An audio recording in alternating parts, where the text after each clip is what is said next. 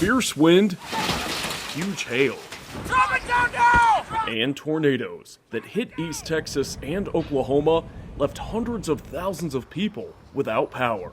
Now, the June heat wave sending AccuWeather real feel temperatures well above 100 degrees. With less air conditioning, less fans around, when people are dealing with extreme heat with no power, that can be a dangerous combination. No, we're working as safely and quickly as possible to restore your service. Utility crews from across the South have been called in and are working long shifts in sweltering heat to help repair snapped poles and down lines in Tulsa.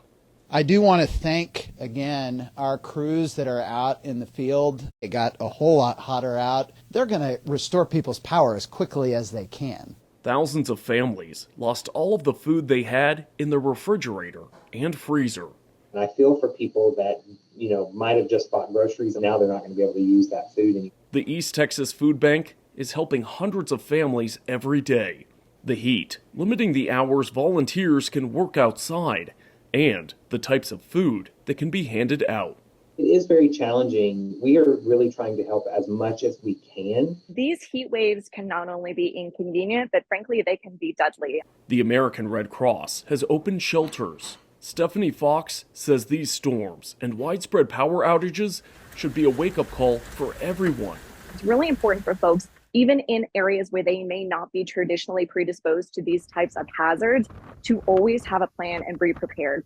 For AccuWeather, I'm Bill Wadell.